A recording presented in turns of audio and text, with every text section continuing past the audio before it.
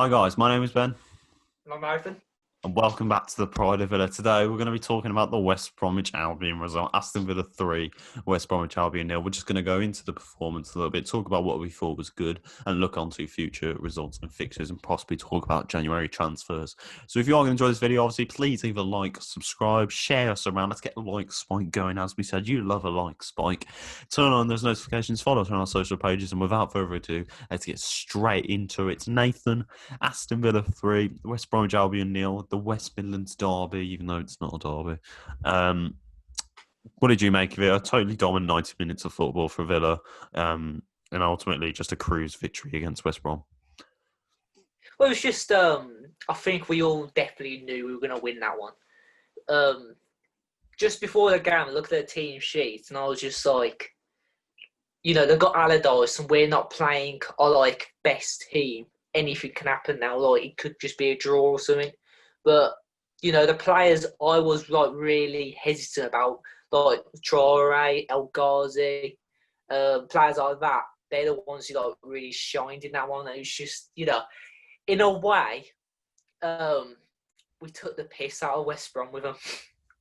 You know what I mean? Yeah. Our two players who we criticise a lot get the goals, and it's just amazing to see.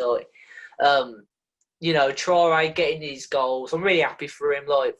He's getting a lot of criticism. I'm sorry about it, but when they do something wrong, we're going to praise them. If they're doing something wrong, we've got to say something. That's just how it is being a fan. But not once will be really horrible or anything. It's just we just want to see the best out of him. I think last that game we saw the best out of him, and I looked at the player ratings. He actually got 9.5 out of 10. So No. you know what I mean? No. But what did you think? It does. I think it was just a comfortable 90 minutes of football, really, for Villa. I thought, in terms of player performances, I thought El Ghazi's massively stepped up and potentially wormed his way back into contention again. I thought Bertrand Love that. Traore, until the goal, I thought was having quite a poor game again. But I think after the goal, he showed some quality. Yeah. And really, it's just as I say, it was just a dominant 9 minutes football. We didn't have much to do defensively. And I think that was just in part of West Brom just not having the same level of quality. Although I did say about Sam Allardyce's bounce back, being the new manager and getting something there to impress him straight away. Yeah. Really just didn't meant to be, and obviously Villa capitalised that. Obviously Villa starts off the game really well, 5 minutes in, a Bertrand assist into El Ghazi getting the first goal there, which was really nice to see, really quick out the gate, really anticlimactic. And overall just, I don't want to say killed the game there and then, because I felt we needed another goal to ultimately kill the game. So I thought there was one or two moments where West Brom could have had something. But overall, I thought really we needed that goal because it just didn't feel certain with a 1-0 win. Yeah. And I guess in the second half, it just came for us in that span of 5 minutes. And really was just a bit of brilliance from Jack Grealish, but also some good play from Bertrand Traore and El Ghazi. And as you said, the players that we criticised the most are the players that stepped up tonight. So it's sometimes it's good. Obviously after the Wolves game, Mings came out and said to all the people who criticised him, I don't exactly know what he said. He said something like, He said, I don't even know what he said. the people that criticise him should be the ones that are apologising to him, which makes sense. But as I said, if we're not allowed opinions, then what's the point in having fans there? Fans are the ones responsible for opinions. And if a player like El Ghazi, who definitely was one of the worst players last season, and hasn't really performed since 2018. If he's not performing, why aren't we allowed to criticise him? You know what I mean? It's just a bit stupid because you're just silencing fans' opinions, and the whole point of fans and people in general is to have an opinion. If we can't have an opinion, what's the point in a game like this where we're meant to be on the backs of players? You know what I mean? It's not with Arsenal as much as as much as you can hate Arsenal and AFTV for their football intellect, because quite frankly they chat bollocks. We all watch them because we like what they're entertaining, but it's also because they do have some sort of opinion. And as much as it's hard to believe them because they are so comedical, they do have an opinions for a time right now, which is probably the worst in Arsenal's history. and could be potentially about to get worse if the potential of getting relegated. But staying on Villa, who did you think was really your man of the match?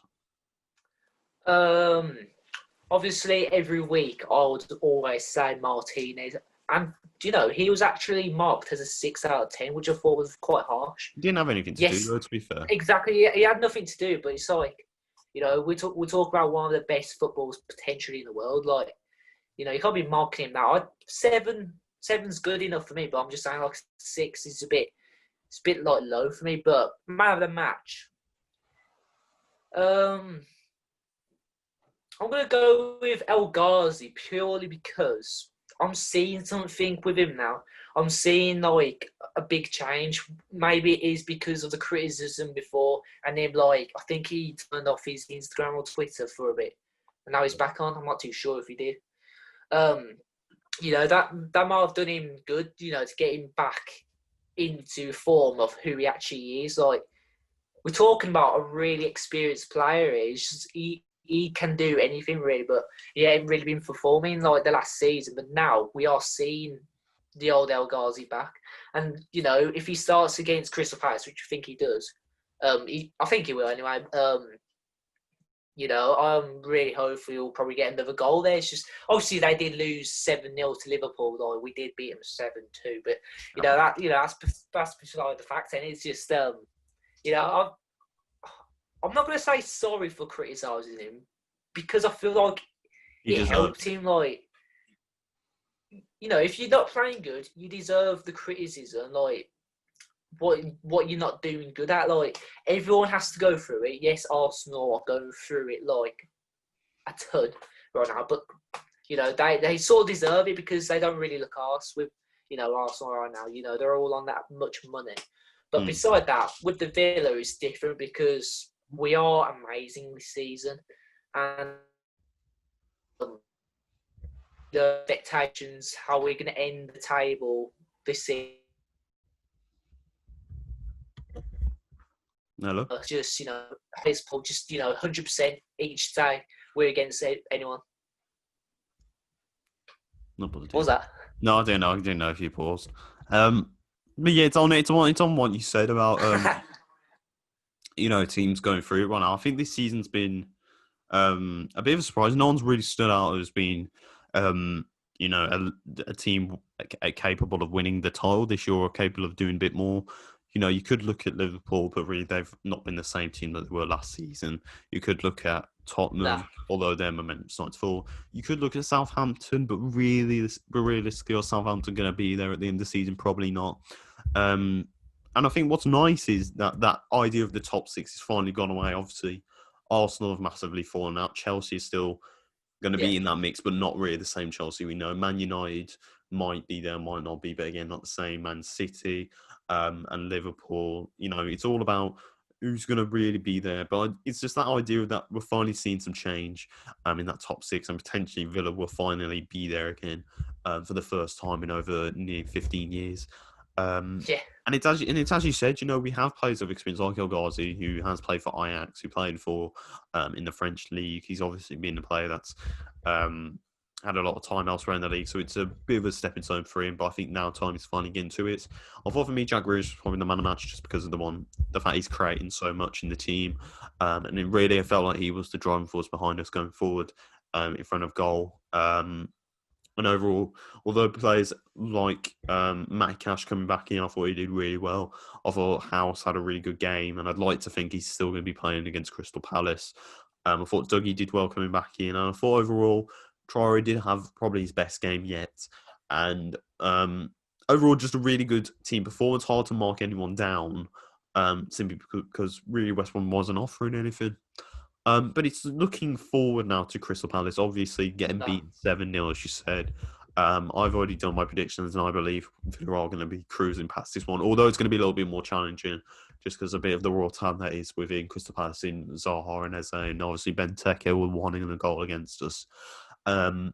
You got to look at Villa's form right now. We are 2-2, obviously beating Wolves, beating West Brom, although 2 lesser teams. Crystal Palace not really on the best of form right now. You can see us taking that. And for me, it's all about 2 things. One, are we going to be seeing the likes of Konza and Barkley back in? yeah, I actually do think this is the game for both to come back. You know, it's 26th of December. That's 3 days from now. So hopefully they are back. If one of them's not back, I'd say it would be Ross. But they haven't actually said if Esri's contracted the virus or not. I don't think he has. I think he is just ill. Yeah. But, you know, they've got to take precaution, can't they? There's just... Yeah, I think it will be Konza most likely coming back. But, you know, if Ross Barkley's back, I'm 100% saying we're going to win this. Like, clean sheet 2-0. Oh, I think because I saw somewhere, so I think Dean said it. Barkley was actually even potentially ready for the West Brom game, but because of the cold weather, he didn't want to risk it. Yeah. So I think for me, as much as I don't really see how he gets back in right now, just because I think Dougie did an alright job. I think McGinn did an alright job, and I think you're gonna have to either take off El Ghazi or Traore because you can't really have Barkley playing there and then have them two going on. I think I'd like to think House is going to stay in, but I honestly think he will put Konza back in, even though House has had a really good game. I think he deserves more time.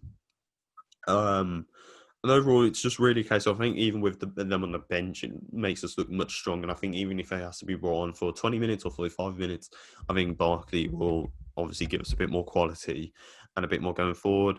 And then the second point is obviously Villa need to capitalise this before we go into probably a tough set of fixtures. Obviously, Man United, Chelsea, and some other ones, some other difficult games, Tottenham, Brighton, I think.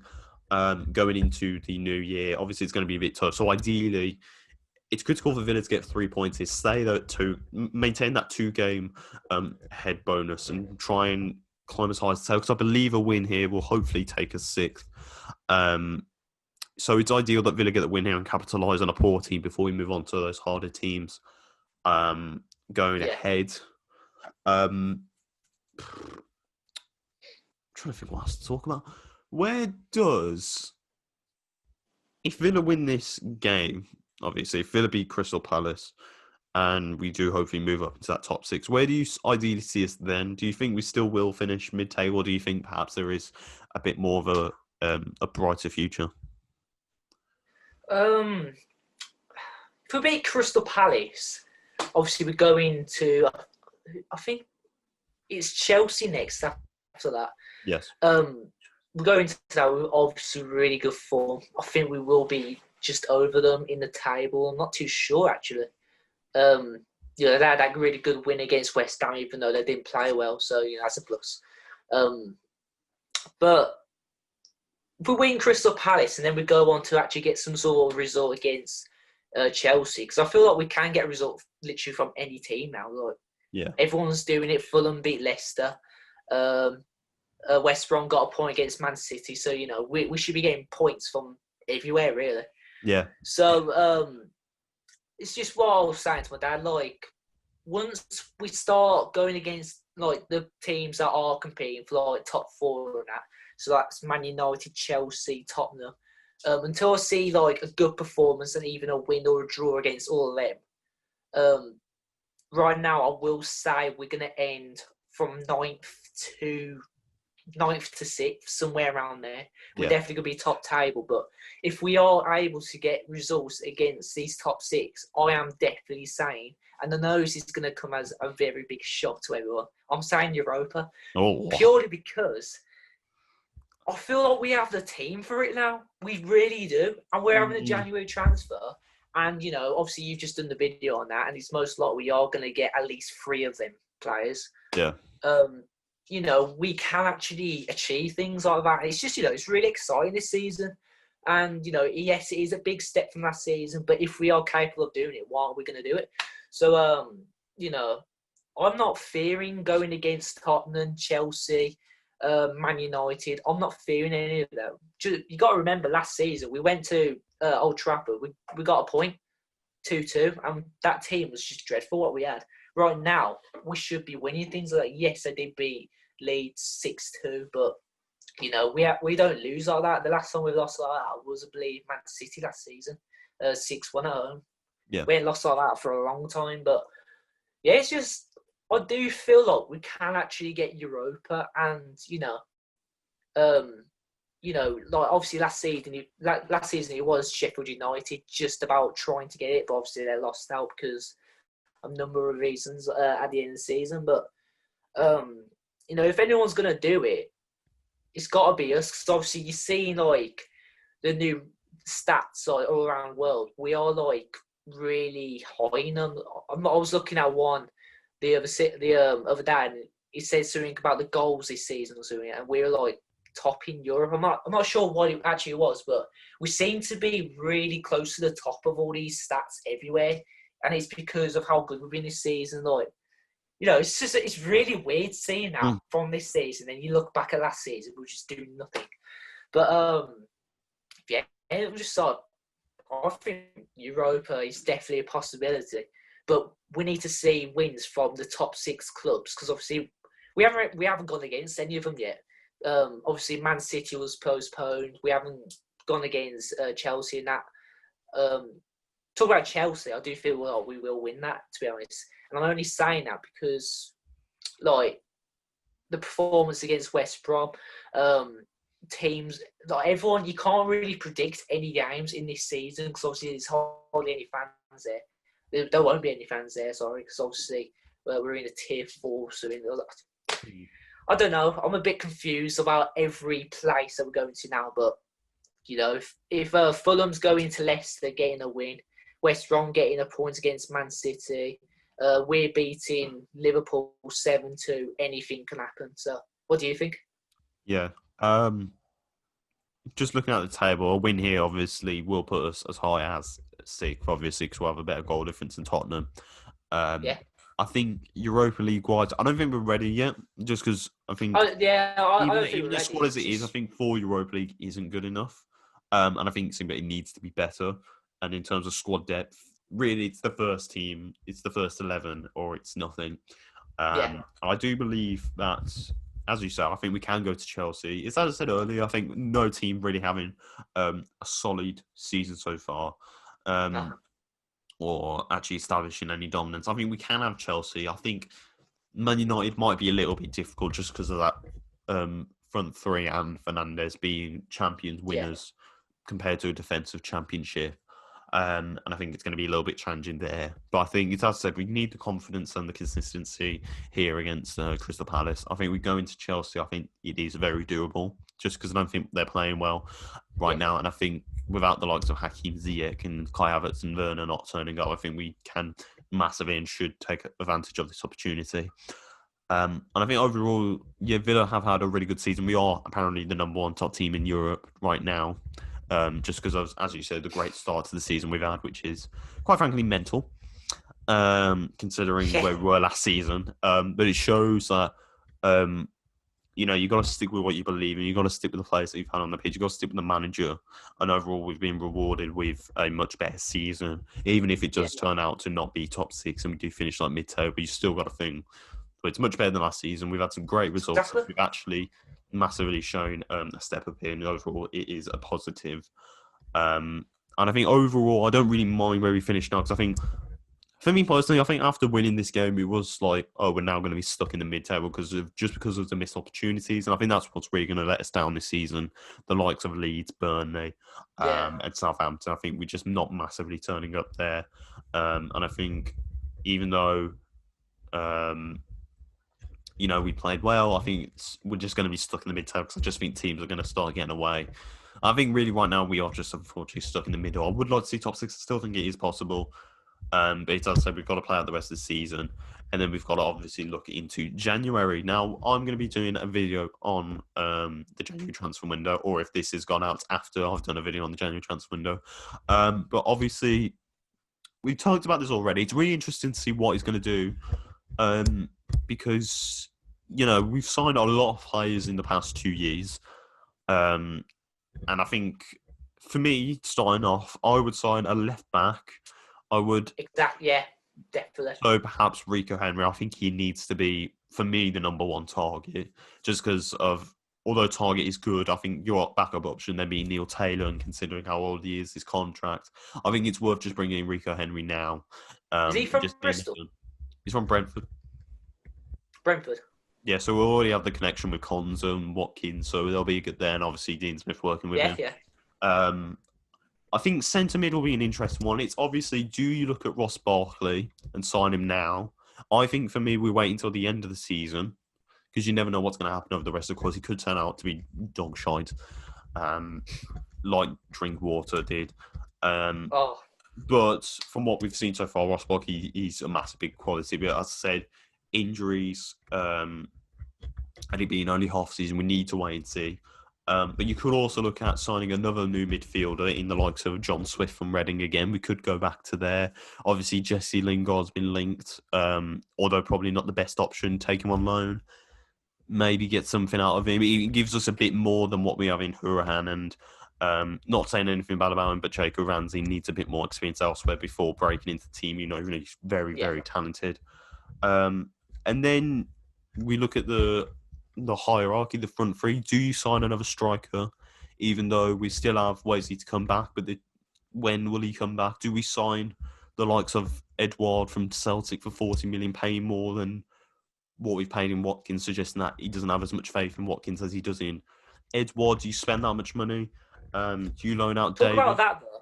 that though. Davis, he's set to go out on loan, isn't it? I Yeah, swear I saw something like I that. think he needs to go on loan anyway because He's it's just gone. not a game time. And I think confidence-wise, he needs to be rebuilt. And as I said, I want to keep him. I think he is the future of Villa, Yeah, but I just think right now he needs the game time. And then obviously for me, the biggest struggle is the wingers position now. Obviously, do you look at because obviously Grealish is on the left. It's yeah. very unlikely he'll get injured or replaced ever. And even then, it will only probably be for a minimum of 1 to 2 games. Obviously, we have Traore, El Ghazi, Trezeguet. Um, do you look at signing someone like Milot Rashica? Do you sign Josh King? Do you sign someone like that out wide? Alan St. Maximan? Do you sign someone like that um, with the amount of wingers that we have?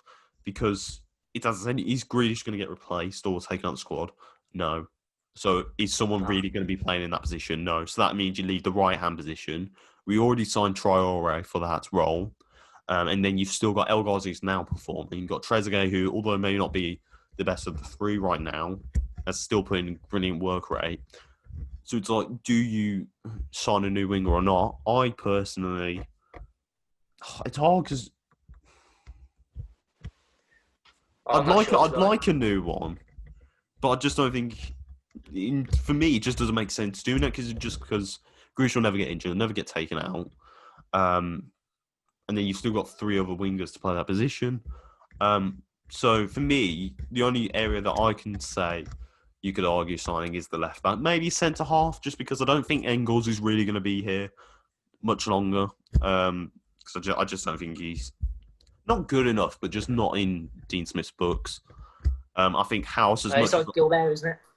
yeah, I think I don't want to say Gilbert's going to get sent out because I don't. Quite I frankly, want him. keep Gilbert. You can send Elmo off in the summer when his contract expires. You can do that. It makes more sense because at least then you've shown faith in having a younger system rather than paying for someone who, as good as he can be at times, you know, Gilbert's more of a future investment rather than Elmo. But in terms of the centre half, you know, do you keep House as much as he is good? And I would like to see him stay. I think for him, he'd probably like more game time elsewhere. And then you're left with that issue. Obviously, goalkeeper, we don't have to worry because what's his name's been sent out on loan. What's his name? Matter. Um, um, um, the goalkeeper we signed. Oh, in Ireland. Pepper. Kalinic, that's it. Kalinic. Oh yeah, Kalinic. Yeah. Kalinic will be going on loan. Yeah. So then we still have Heaton, who's now coming back to fitness. So there's obviously a choice there. Martinez not getting out. We still have Jed Steer, who I'd like to see keep. And then perhaps Yeah. transition Heaton into a coaching role. And I don't know, it's just really interesting. What would you like to see signed in the January transfer window if you could?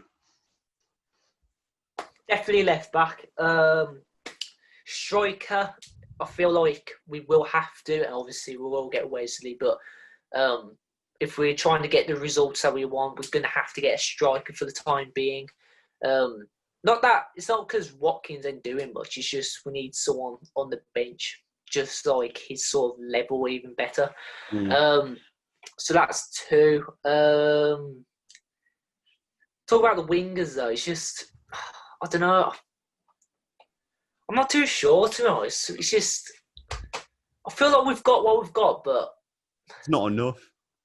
exactly it's just not enough. And then if we get another one, There's too we've many. got yeah, exactly. It's just it's a weird position. And then obviously midfield, we've got Douglas Luiz, but would you get anyone else? I'm not too sure, but my definitely would be a left back, definitely a left back because Target he just doesn't do it, and I'd much rather him be on the bench because then obviously the bench would look a little bit better, and then obviously a striker. But as a striker, I'm not too sure who we'd have, but we need someone who's going to get goals because obviously he's got goals, but if you look back at the goals, he went against an easy Liverpool side, an easy Arsenal side, and obviously got the penalty against Southampton. So you know what I mean? It's like we need someone who's getting goals every game, but we've definitely got to get this left back, Rico Henry. Sorry, I was looking at him. Yes, I thought he was from Bristol, but I was looking about what he was about, and he does look good enough for us. But yeah, it's just Target's just not doing it for me. It's just we need this team elite, and I'm seeing the weakness coming from the left back, and a little bit now coming from the striker. Yes, Watkins has been unlucky the last games with West Ham and West Brom with those two goals getting called because of obviously VAR. It's an absolute joke. But you know what I mean? We need someone else. Just we just need that team. Like you know what I mean? So like, the team we're bringing out every game, the top 11. When you need to put the subs on, the bench doesn't look good enough. Like we need that bench good enough. And you were talking about putting Ross Barkley on the bench. Like I don't think we will do that. I feel like that would be a good idea because obviously, with Leicester, sometimes they do start Vardy on the bench. When Vardy's on the bench, when they put him on, he does get goals. And I like to think if we did have Ross Barkley on the bench, that's how we'd be. But maybe we don't need a striker because obviously if Ross Barkley comes back, we will see that link up with him and Watkins again. Watkins and him will start getting goals. And that's the only reason I'm seeing goals from them two. Is just, they've got a link up that's, really exciting, basically. So I think we definitely saw the best out of it against Liverpool. But, yeah, in terms of getting someone in this January, it's got to be the left back. But I think we'll bring in around 3, maybe 4 players maximum. How Yeah. many do you think we'll bring in? I think 3. I'd like to Yeah, think they'll do left back, but I think he might leave that till the summer. I think he will bring in a centre half. I think he will sign Barkley, even though you really should wait. I think he will do it, and then I think he'll bring in someone on loan, probably like a Rhian Brewster type of player, someone young but yet still has time to grow and work with the team before making a decision to sign. But as I said, I'd like to see a left back. I'd like to perhaps consider John Swift at midfield, and I'd like to consider another winger at least. Yeah. And finally, prediction-wise for Crystal Palace, what do you think is going to happen? And then is there anything else you want to say? Predictions for this one.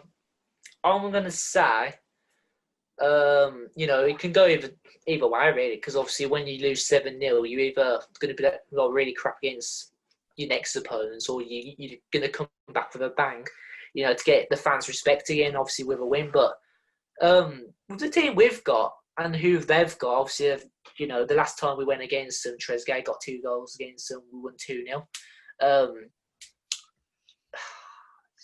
If Ross Barkley doesn't play, which I do think he will play, if he doesn't play, I will say we're going to win 2-1 with a late goal. But if he does play, I feel like it can be a 2-0 or a 3-0. I feel like this is the game that will start our wins up again, at home, because we need to get these wins at home. Obviously, sometimes I like what AFTV said. Sometimes when you want to go back top, like obviously we need to get wins at home. You got to start at the bottom. And obviously we started with the losses, and then we got a point against Burnley, and then obviously Crystal Palace at home. We got to get the win. So we're going to go straight back up. And I'm gonna say, I'm gonna stick with 2-0. I'm gonna say a goal from Watkins with an assist from Barkley, and then end off with a lovely flicking from Grealish. What about you? 2-0. That's honestly, I think as I said, I think it will be a tougher challenge than the previous two games. But I think overall Villa's quality will outshine it in the form, and it's that. I think Dean's will probably know it, maintain some consistency, maintain a good upbeat mood within the team before moving on to a difficult run of games in the new year. That's going to wrap up this video. Obviously, please do subscribe and like, comment down below what you thought about the West Brom side and what you think going ahead. Obviously, in the January, would you like to sign, and what you think we're going to be finishing in the table this season. Obviously, follow us on our social pages. You can also tell us there. We do want to hope you and wish you a Merry Christmas and a Happy New Year, because we know you love it. But without further ado, I wanted to say one last thing actually. Oh. What have you asked for Christmas? 3 points. Yeah. 3 points. Yes, I actually did as well. But I have asked for, and I know everyone's gonna say you said that this shirt was crap. I have asked for the black away shirt. Ooh. I've started to really like it now, and I am getting something on the back. I'm not too sure if I've had it, because obviously I'm not the one who's bought it. My mum and dad have. I said, because at the times I really liked Watkins, so I said I wanted the Watkins on the back. Oh. Yeah. But yeah, that's I've started to really like that kit. Out of all 3 kits, I think it goes the black kit, the white kit, and then the home kit. How would you say it? I'd say home, away. No, I'd say home third. Black. You have got the home kit, haven't you? Well, yeah. Made that mistake. Yeah. It's now a Christmas haul. But we're going to end it there. Without further ado, he's been Nathan. I've been Ben. Up the Villa with a pride of Villa. Merry Christmas, you fools. Have a good Christmas, yeah.